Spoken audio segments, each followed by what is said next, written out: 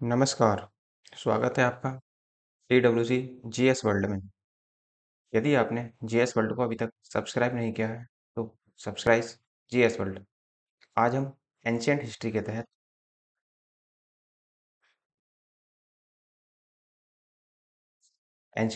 तहत महाजनपद काल को देखेंगे। इससे पहले के टॉपिक आपके सारे कवर हो चुके हैं। इसको हम एक क्रमानुसार लेकर चल रहे हैं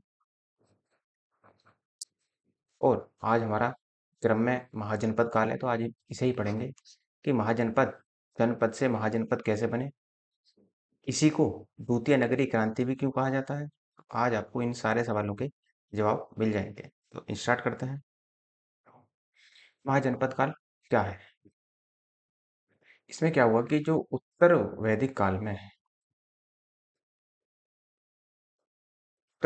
में जो कर्मकांड हो रहे थे, जो कुरीतियां बढ़ रही थी, और प्लस सूत्र काल में आते आते महिलाओं की स्थिति भी बहुत ज्यादा क्या हुई, दयनीय हो गई थी। तो इन्हीं के कर्म कांडों से क्या थी, जनता बहुत ज्यादा परेशान थी। और इसी कारण क्या हुआ, जो उत्तर वैदिक काल का कबायली जीवन था, उसमें एक प्रकार से दरार डाल दी गई। जब दरार डल गई तो अनेक अलग अलग क्षेत्रों में अलग अलग महाजनपदों का या जो जनपद थे, कुछ जनपद मिले आपस में और उन्होंने एक महाजनपद का रूप धारण कर लिया। इस प्रकार उत्तर भारत में 16 महाजनपदों का उदय होता है। 16 महाजनपदों का उदय आपको यहीं से देखने को मिलेगा। वो यही कहता है। अब देखो, इसे द्वितीय नगरीय क्रांति क्यों कहा जाता है? तो द्वितीय नगरीय क्रांति इसलिए कहा जाता है कि इस दौरान लोहे की खोज हो चुकी थी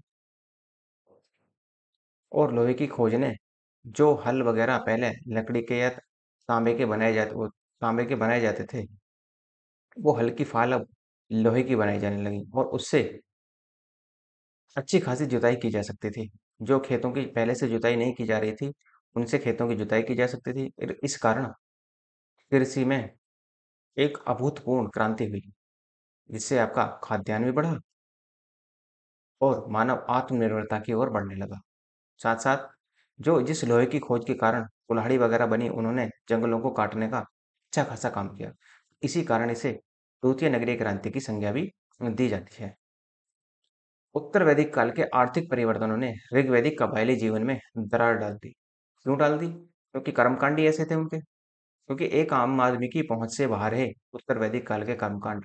और जनों को एकीकरण की प्रक्रिया से क्षेत्र विशेष पर शासन करने वाले क्षेत्रगत जनपदों का उदय हुआ। और ये ही जनपद, कुछ जन मिले जो हम वैदिक काल में देख चुके थे। जन मिलने के बाद में ही क्या बने? जनपद। कुछ जनपद मिल जाएं तो क्या बन जाएगा? महाजनपद।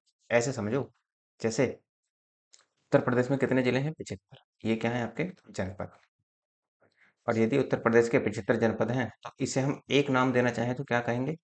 इसको कहेंगे हम स्टेट, राज्य। और इसी राज्य को हमने नाम दिया उत्तर प्रदेश। उसी प्रकार से ये यूपी जो बना, ये किससे? ये उस टाइम का क्या था? महाजनपद काल। या आप ये कह लो, जो राज्य था उस समय का महाजनपद काल कहलाया। भाई, यहाँ भी क्या हो रहा है? यहाँ भी जनपद मिल रहे हैं, जब जाकर एक राज्य का निर्माण हो रहा है। उसी प्रकार यहाँ भी जनपद मिले थे, तो यहाँ कुछ जनपद मिलने के बाद में भी क्या हुआ? महाजनपद का उदय हुआ। अब जैसे देखो, कुछ जनपदों को मिला लेते हैं। जैसे तुरबुस जनपद था, किरवी जनपद था, ये दोनों मिले और इन्होंने एक पांचाल महाजनपद को जन्म दिया।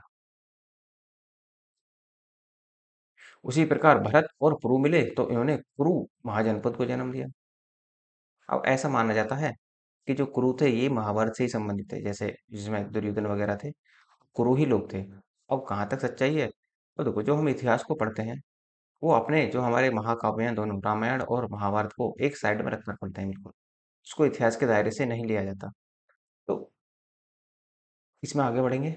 अब लोहे के प्रयोग ने क्या हुआ? नए नए व्यवसायों को जन्म दिया, जिस कारण क्या हुआ? वर्गों का निर्माण हो गया। वर्गों का निर्माण कैसे?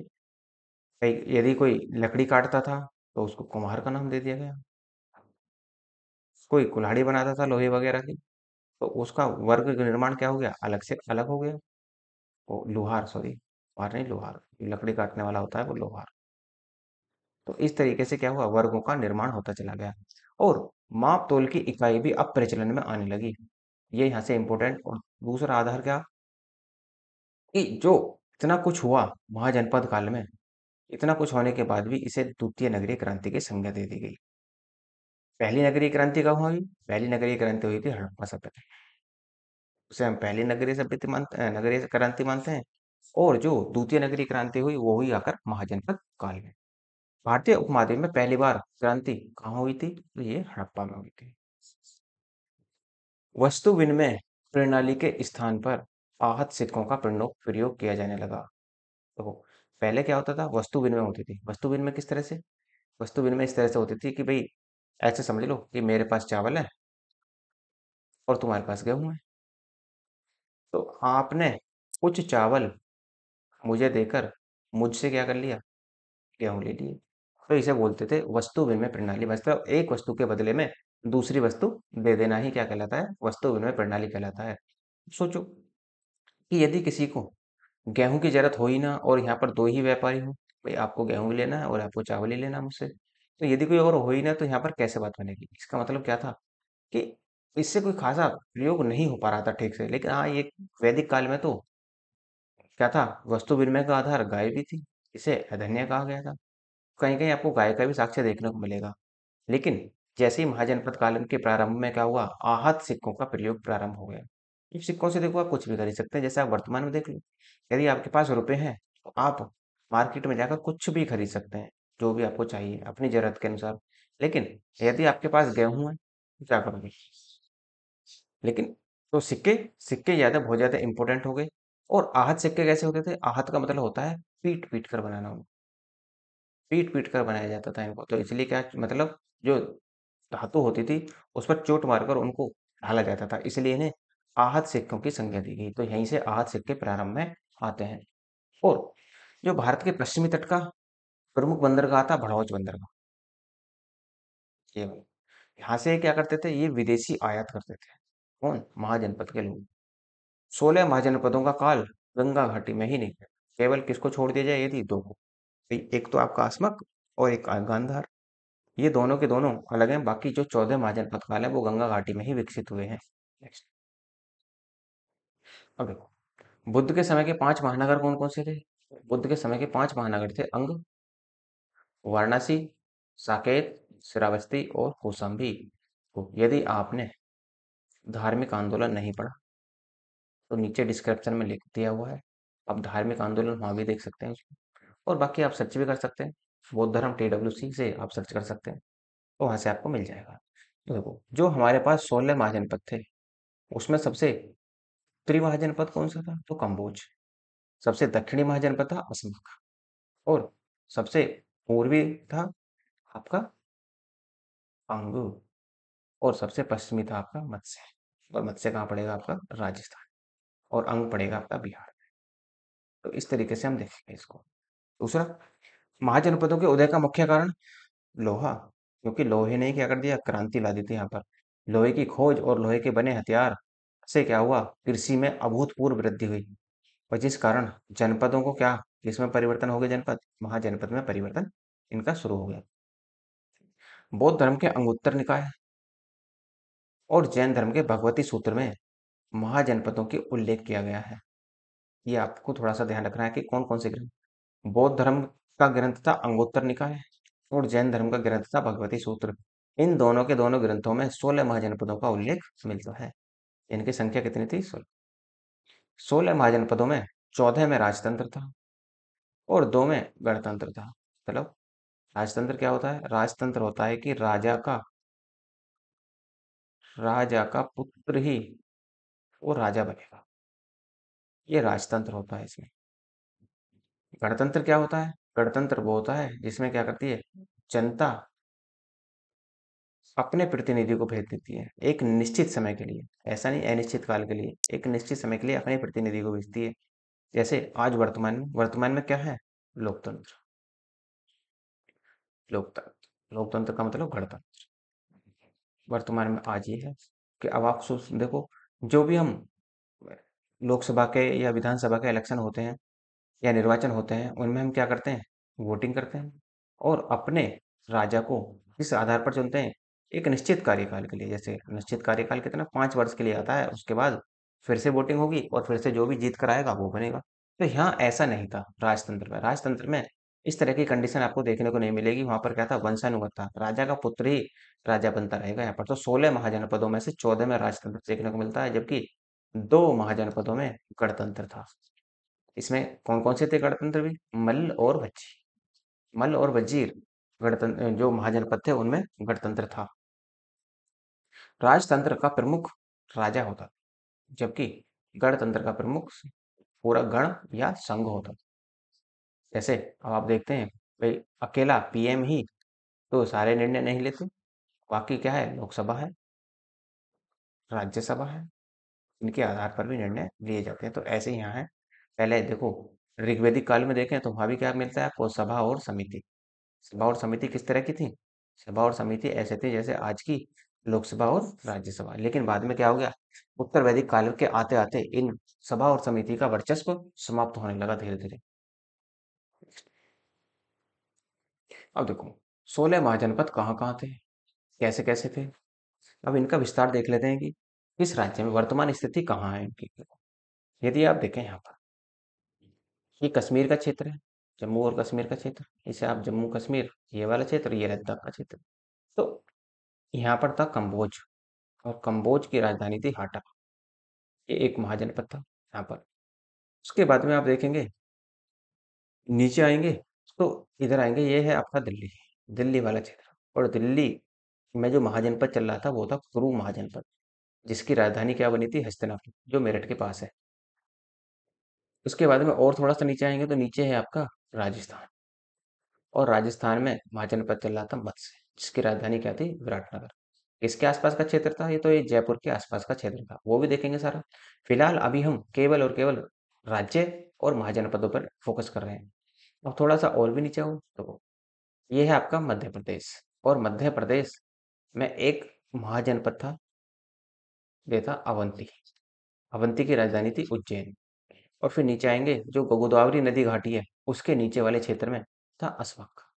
ये वाला अस्मक था। ये केवल एक ऐसा महाजनपद था जो दक्षिण भारत में था, या ये कह लो विंध्याचल पर्वत के दक्षिण में था। बाकी सब कहाँ थे, उत्तर में थे। उसके बाद में ये क्षेत्र है आपका बिहार वाला। तो ये जो महाजनपद है इसे ये कहलाया वज्जी, और वज्जी की राजधानी बनी वैशाली। और उसके बाद में आप देखेंगे, ये है आपका बिहार में ही है अंग, और अंग की राजधानी है चंपा। फिर तीसरा जनपद है बिहार में आपका मगध, और मगध की राजधानी बनेगी राजगृह। अब देखो, पूरे 16 महाजनपदों में सबसे प्रतापी महाजनपद जो बनेगा वो आपका मगध ही बनेगा। इसी में ही सारे सब कुछ होंगे, इसी में ही आपका अजातशत्रु देखने को मिलेगा, कालाशोक, उदयन, और इसी में मौर्य साम्राज्य पूरा यहीं पर दिखाई देगा। अब देखो, ये है हमारा अपना उत्तर प्रदेश। उत्तर प्रदेश में देखो कौन कौन से महाजनपद थे। तो उत्तर प्रदेश में एक सूरसेन महाजनपद था, जिसकी राजधानी क्या थी, मथुरा। तो वो यहाँ था, इसकी उसकी स्थिति ये थी। उसके बाद में थोड़ा सा और देखें आगे तो पांचाल। पांचाल की राजधानी क्या थी, अही छत्र। पांचाल की स्थिति ये थी आपकी। नेक्स्ट, फिर है आपके पास ये वाला क्षेत्र कौशल, और कौशल की राजधानी है, कौशल था उत्तर प्रदेश में, और राजधानी थी इसकी श्रावस्ती। उसी प्रकार से देखें तो आपको मिलेगा उत्तर प्रदेश में ही वत्स, और वत्स की राजधानी थी कौशाम्बी। फिर आप आगे बढ़ेंगे इसी में ही तो मल्ल, मल्लों की राजधानी थी कुशीनगर, जहां पर महात्मा बुद्ध को निर्वाण की प्राप्ति हुई थी। उसके बाद में आप देखेंगे उत्तर प्रदेश में ही है आपका कुशीनगर, जो कहाँ है आपका, वाराणसी में। ठीक। फिर एक चेदी महाजनपद था। चेदी महाजनपद वर्तमान स्थिति उसकी ललितपुर में पड़ेगी, बुंदेलखंड वाला जो क्षेत्र है क्या है, चेदी।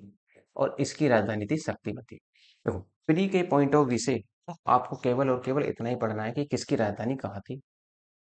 और लेकिन वर्तमान स्थिति जरूर ध्यान रखना कि वर्तमान स्थिति में कौन सा जिला आ जाता है। एक और रह गया आपका, ये गांधार। ये भारत से बाहर, केवल और केवल एक महाजनपद ऐसा था जो भारत से बाहर था, वो है आपका गांधार। इसकी राजधानी क्या थी, तक्षशिला, वर्तमान पाकिस्तान में है। नेक्स्ट, कुछ देखो और भी देख लेते हैं इनके बारे में। जैसे मगध को देखें, मगध की राजधानी राजगृह, कौन सी वर्तमान स्थिति कहाँ है? जो पटना है ना, बिहार की राजधानी, उसके आसपास का क्षेत्र ही आपका राजगृह में के अंतर्गत आता है। फिर नेक्स्ट है आपका अवंती। अवंती की राजधानी थी उज्जैनी। पीछे देखा था, वर्तमान स्थिति कहाँ है इसकी? ये वर्तमान स्थिति है इसकी एमपी। इसे आप एमपी कह सकते हैं, इसे आप बिहार कह सकते हैं। और क्षेत्र कौन सा है? तो मालवा के आसपास का क्षेत्र। ये आपके मालवा के आसपास का क्षेत्र यहाँ देखने को मिलेगा। इसी प्रकार वज्जी, वज्जी की राजधानी थी वैशाली। और वैशाली आसपास का क्षेत्र, वज्जी हमने कहाँ देखा था? बिहार। बिहार। और इसकी जो आसपास का क्षेत्र था वो दरभंगा और मुजफ्फरपुर वाला क्षेत्र है। यहाँ पर मुजफ्फरपुर की क्या है? लीची बड़ी फेमस है, मतलब इसे जीआई टैग भी मिला हुआ है। कौशल, कौशल की राजधानी मिलेगी आपको श्रावस्ती। और वर्तमान स्थिति भी श्रावस्ती ही है इसकी, क्योंकि श्रावस्ती क्या है? उत्तर प्रदेश का एक जिला भी है। काशी, वाराणसी में मिलेगी राजधानी। और वाराणसी के आसपास का क्षेत्र ही आपका क्या कहलाता है? ये काशी वाला क्षेत्र कहलाता है। अंग, अंग की राजधानी चंपा। और अंग कहाँ था? बिहार में। और बिहार है आपका भागलपुर, जो भागलपुर वाला क्षेत्र है वो है आपका अंग में। मल, मल्लों की राजधानी थी कुशीनारा। और वर्तमान स्थिति है इसकी देवरिया जिले में। चेदी, चेदी की राजधानी थी सुक्ति। और वर्तमान स्थिति है इसकी बुंदेलखंड वाला जो क्षेत्र है वो यहाँ पर देखने को मिलेगा। वत्स, वत्स की राजधानी थी कौशाम्बी। और स्थिति कहाँ है? प्रयागराज, जिसे पहले इलाहाबाद कहा जाता था। योगी जी ने इसका नाम परिवर्तित कर दिया। कुरु, कुरु की राजधानी थी हस्तिनापुर। और जो क्षेत्र है, वर्तमान क्षेत्र है, वो मेरठ वाला क्षेत्र है। लेकिन ये रहते कहाँ थे? इनका विस्तार दिल्ली तक था। उसके बाद में आपका मत्स्य, मत्स्य की राजधानी थी विराटनगर। और यदि हम क्षेत्र की बात करें तो जयपुर। जो जयपुर किसकी राजधानी है वर्तमान में? राजस्थान। पांचाल, पांचाल की राजधानी थी अहिछत्र, उत्तर प्रदेश में है। वर्तमान स्थिति बरेली, बदायूं और फर्रुखाबाद वाला क्षेत्र आपको देखने को मिलेगा यहाँ पर। सूरसेन, सूरसेन की राजधानी थी मथुरा। ये मथुरा के आसपास का क्षेत्र आपको देखने को मिलेगा। फिर गांधार, गांधार की राजधानी तक्षशिला। और तक्षशिला है वर्तमान पाकिस्तान में। कंबोज, कंबोज की राजधानी देखो, या तो राजापुर देखने को मिलेगी या फिर हाटा। ये कहाँ है आपका? कह सकते हैं कुछ क्षेत्र कुछ हद तक अफगानिस्तान में था। इसका मतलब कितने क्षेत्र हो गए आपके पास? दो महाजनपद ऐसे थे जो आपके भारत के बाहर थे। फिर है अस्मक। अस्मक की राजधानी क्या है? पोतन, या पोटन भी बोल देते हैं इसको, पोतन या पोटन। गोदावरी, ये आपका गोदावरी घाटी में क्षेत्र था। ये एकमात्र ऐसा महाजनपद था जो दक्षिण भारत में, या फिर आप ये कह लो गोदावरी के दक्षिण में था, या फिर ये कह लो विंध्याचल, विंध्याचल पर्वत के दक्षिण में स्थित था, केवल एकमात्र। अब देखो इनके बारे में थोड़ी सी और भी डिटेल जानकारी ले लेते हैं, कि यहीं से हमारी शुरुआत अच्छी खासी होगी। नेक्स्ट, जो आपका अंग था, अंग कहाँ है? बिहार के भागलपुर और मुंगेर क्षेत्र में स्थित है। इसकी राजधानी चंपा थी। महाभारत और पुराणों में चंपा का नाम मलिनी मिलता है। यहाँ का शासक ब्रह्मदत्त था। यह साम्राज्यवाद का शिकार था। साम्राज्यवाद कैसे? साम्राज्यवाद का शिकार, साम्राज्यवाद उसे कहा जाता है जो अपने साम्राज्य का विस्तार करना चाहता हो। ये हमेशा विस्तारवादी सोच रखता था। जैसे वर्तमान में चाइना, चाइना की भी कैसी सोच है? विस्तारवादी। इसलिए वो साम्राज्यवाद का शिकार था ये। और बिंबिसार ने इसे जीतकर मगध में मिला लिया था। किसने जीता था? बिंबिसार ने। कहाँ का राजा था ये बनेगा मगध का। इसे जीतकर मगध में मिला लिया तथा मिला लिया था। चंपा का वास्तुकार महागोविंद था। यह व्यापार वाणिज्य का बड़ा केंद्र था। कौन? अंग। यहाँ से व्यापार अच्छा खासा होता था महाजनपद काल में। फिर मिलेंगे आपको मगध। यह बिहार के पटना और गया के क्षेत्र में आसपास माना जाता है। इसकी राजधानी राजगृह थी, लेकिन बाद में पाटलिपुत्र हो जाती है। राजगृह का नाम ही क्या होता है? पाटलिपुत्र। साम्राज्यवाद का प्रारंभ करने वाला भारत में मगध ही था। सबसे पहले साम्राज्यवाद का प्रारंभ इन्होंने ही किया था। बुद्ध के समकालीन शासक बिंबिसार और अजातशत्रु थे। इसमें से के एक महान शासकों का उदय हुआ मगध में। एक कह रहा है कि एक महान शासकों का उदय होता चला गया। देखो जैसे बिंबिसार प्रतापी शासक था, अजातशत्रु प्रतापी शासक था, उदयन प्रतापी शासक था। उसके बाद में आप देखेंगे नए राज्यों का उदय होगा, जिसमें जिसका राजा बनेगा कालाशोक। तो ये सब एक के बाद एक प्रतापी शासक आते चले जाएंगे। फिर आपका मगध में ही शुरुआत हो जाएगी नंद वंश की। नंद वंश में देखेंगे घनानंद वगैरह।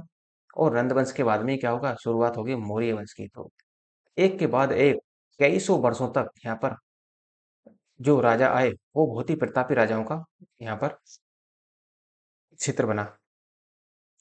देखो, शासकों का उदय होता चला गया, जिस कारण मगध ने अपने साम्राज्य विस्तार किया। यहाँ पर कृषि बड़े पैमाने पर होती थी। मगध साम्राज्य के पास लकड़ी की कमी नहीं थी। क्यों? क्योंकि मगध साम्राज्य के पास देखो बिहार का क्षेत्र था, बिहार के साथ साथ झारखंड और छत्तीसगढ़ वाला भी क्षेत्र था। यहाँ पर क्या था, ये घने जंगल थे और ये वर्तमान में भी है। तो यहाँ पर कोई लकड़ी की कमी नहीं थी इनके पास, क्योंकि बिहार का दक्षिणी क्षेत्र जो आज झारखंड के नाम से जाना जाता है, पूरा जंगल था और लोहे की खोज हो ही चुकी थी, तो आराम से जंगल को काटा जा सकता था और लकड़ी की प्राप्ति की जा सकती थी। नेक्स्ट, काशी। वर्तमान स्थिति बनारस। यह वरुणा और अस्सी नदियों के बीच में है। ये आप ध्यान रखेंगे किस नदी के बीच में है। बुद्ध के समय अंग महाजनपद में मिला लिया गया था इसको, काशी को। और मगध और कौशल के मध्य स्थित था। यहाँ शक्तिशाली शासक ब्रह्मदत्त था। शिक्षा और व्यापार की दृष्टि से परिपूर्ण था काशी। इसलिए क्या था, जो अन्य महाजनपद थे उनकी दृष्टि क्या थी, वो काशी पर जमी रहती थी, क्योंकि व्यापार की दृष्टि से भी और शिक्षा की दृष्टि से भी बहुत ही ज्यादा महत्वपूर्ण क्षेत्र था कौशल। वर्तमान स्थिति अवध और फैजाबाद। यहाँ का शासक प्रसेनजीत था। यह बुद्ध की एक दम समान आयु का था, मतलब जिस आयु में बुद्ध थे उसी आयु में ये प्रसेनजीत भी था। सरयू नदी इसे दो भागों में बांटती है, इसी कारण इसकी दो राजधानियां बनती हैं। उत्तरी राजधानी श्रावस्ती और दक्षिणी राजधानी बनती है कुशावती। यहाँ पर गणतंत्रीय शासन था। शाक्य गण कौशल के ही अंतर्गत आता है, क्योंकि महात्मा बुद्ध यहीं के थे। इसकी दो राजधानियां थी, एक कपिलवस्तु जो कि आधुनिक सिद्धार्थनगर जिले में जाती है, और दूसरी राजधानी लुम्बिनी थी, जिसकी वर्तमान स्थिति कहाँ है, नेपाल में। और लुम्बिनी में ही क्या हुआ था, लुम्बिनी में ही महात्मा बुद्ध का जन्म हुआ था। वत्स। वर्तमान स्थिति प्रयागराज है। यहाँ का शासक उदयन था और यह पौरव वंश का था। यह परंतक का पुत्र था। इसका संघर्ष अवंती के साथ चलता है। इसकी राजधानी कौशाम्बी थी। उदयन वासदत्ता से प्रेम करता था, जो कि अवंती की क्या थी, राजकुमारी। जैसे देखा होगा ना आपने, वासदत्ता पर भाष लिखा है, तो उसी प्रकार से उसी भाष से हमें इसके बारे में जानकारी मिलती है उदयन के बारे में। नेक्स्ट है अवंती। अवंती वर्तमान स्थिति मध्य प्रदेश में मालवा का क्षेत्र है। उत्तरी उज्जैन थी और दक्षिणी राजधानी जो थी महिष्मती थी। दो राजधानियां थी यहाँ भी। यहाँ का राजा चंद्र प्रदोत था। शिशुनाग ने इसे मगध में मिला लिया। उदयन और वासदत्ता पर भास ने अवंती वासदत्ता नामक ग्रंथ लिखा। ये भास ने लिखा था इनके ऊपर। ये क्या था कि उदयन और वासदत्ता दोनों एक दूसरे से प्रेम करते थे बस, और उन्हीं के बारे में जो भाष्य लिखा गया वो अवंती वासदत्ता के नाम से प्रसिद्ध हुआ, जो एक ग्रंथ था। चेदी। वर्तमान स्थिति बुंदेलखंड है। इसकी राजधानी सोत्थिवती थी और यहाँ का शासक था शिशुपाल, जिसका वर्णन आप देखेंगे महाभारत में भी हुआ है। महाभारत में, जिसमें कृष्ण ने अपने चक्र के द्वारा इसका सर काट दिया था। सूरसेन। वर्तमान स्थिति ब्रजमंडल है। इसकी राजधानी मथुरा थी। यहाँ का शासक यादव वंशीय अवंती पुत्र था। मत्स्य। वर्तमान स्थिति जयपुर में है और इसकी राजधानी थी विराटनगर। पांचाल। वर्तमान स्थिति रोहिलखंड में और बदायूं वाला क्षेत्र देखने को मिलेगा। राजधानी आई छत्र और दक्षिणी राजधानी मिलेगी काम्पिल्य। ये आपकी आई छत्र जो थी वो उत्तरी राजधानी थी। गांधार। वर्तमान स्थिति पेशावर और रावलपिंडी पाकिस्तान में है। बुद्ध काल में यहाँ का राजा पुष्कर सारिन था। यहाँ की राजधानी तक्षशिला थी और तक्षशिला विधा के अलावा व्यापार का भी बड़ा एक केंद्र थी। तक्षशिला की स्थापना भरत के पुत्र तक्ष ने की थी। दूसरा प्रमुख नगर पुष्कुलावती था यहाँ। कम्बोज। वर्तमान स्थिति कश्मीर के राजौरी और हजारा जिले में है। तो कहीं आपको कश्मीर मिलेगा देखने को, कहीं आपको अफगानिस्तान मिलेगा, तो कंफ्यूज नहीं होना इससे। इसकी राजधानी हटक या राजापुर थी। कौटिल्य ने यहाँ के लोगों को वार्ता स्त्रोप कहा है, मतलब कौटिल्य ने यहाँ के लोगों को वार्ता शस्त्रोप जीवी कहा है। इसका अर्थ है कि कृषि, पशुपालन और व्यापार शास्त्र एक साथ होते थे यहाँ पर, इसलिए कौटिल्य ने इनको वार्ता शस्त्रोप जीवी कहा है। यह अच्छी गुणवत्ता वाले घोड़ों के लिए प्रसिद्ध था, कि घोड़े अफगानिस्तान से ही आते थे पहले भी। अस्मक। अस्मक जो था वर्तमान स्थिति आंध्र प्रदेश का गोदावरी नदी के आसपास का क्षेत्र है। इसकी राजधानी पोटन थी। नेक्स्ट, वज्जी, यह 8 राज्यों का संघ था। इसकी राजधानी वैशाली थी। यहाँ का शासक चेटक था। जो गणतंत्रात्मक था, यह गंगा के उत्तर में नेपाल सीमा तक था। जैसे प्रमुख देख लेते हैं, जैसे इसकी वैशाली, जो क्षेत्र थे यहाँ पर संघ जो थे, मिथिला, कुंडग्राम, विदेह, वज्जी और विछवी। यह सबसे शक्तिशाली था। कौन? विछवी। इसकी पहचान आधुनिक बिहार के मुजफ्फर जिले से की गई है। मुजफ्फरपुर जिले से की गई है। मल्ल, मल्लों की राजधानी क्या थी? तो यह दो कुलों का संघ था। वर्तमान स्थिति उत्तर प्रदेश के देवरिया जिले में है। इसकी दो राजधानियां पावा और कुशीनगर में थी। यह गणतंत्रात्मक था। कुशीनगर में ही बुद्ध को निर्वाण की प्राप्ति होती है। महावीर स्वामी को निर्वाण पावा के पल मल्लों के यहाँ पर हुआ था। नेक्स्ट, कुरु, इसकी राजधानी इंद्रप्रस्थ और जो मेरठ और दिल्ली के आसपास का क्षेत्र था। यहाँ के राजा कौन थे? कौरव, जो महाभारत में भी इनका जिक्र मिलता है। महाभारत, कौरव और पांडवों का नाम सुना हुआ आपने, तो ये वही थे आपके। तो ये हो जाता है देखो आपका महाजनपद का। इतना ही पढ़ना है प्री के पॉइंट ऑफ व्यू से, इससे ज्यादा नहीं पढ़ना, ना ही इससे ज्यादा पूछा जाएगा। केवल और केवल आपसे ज्यादा से ज्यादा राजधानी और दूसरा काम ये कर सकता है कि वर्तमान स्थिति कहाँ है। ठीक है, तो ये चैप्टर आपका कंप्लीट हो जाता है। यदि आपको इसकी पीडीएफ चाहिए तो नीचे डिस्क्रिप्शन में टेलीग्राम का लिंक दिया हुआ है और व्हाट्सएप का भी लिंक दिया हुआ है। किसी पर भी जुड़ सकते हैं आप और वहाँ पर आपको इसकी पीडीएफ मिल जाएगी। और यदि आपको हिस्ट्री की कंप्लीट नोट्स चाहिए, चाहे पीडीएफ फॉर्म में, चाहे वो आपकी हार्ड कॉपी के रूप में, तो वो आपको नीचे डिस्क्रिप्शन में उसके लिए भी मेल का लिंक दिया हुआ है। वहाँ पर आप मेल कर सकते हैं, तो आपको हार्ड कॉपी भी वहाँ पर आपके एड्रेस पर भेजी जाएगी। और यदि आपको पीडीएफ चाहिए तो पीडीएफ तो आपको मेल से ही आपको डायरेक्ट भेज दी जाएगी। और आपको लेक्चर यदि अच्छा लगा हो तो लाइक, शेयर और सब्सक्राइब करना ना भूलें। धन्यवाद।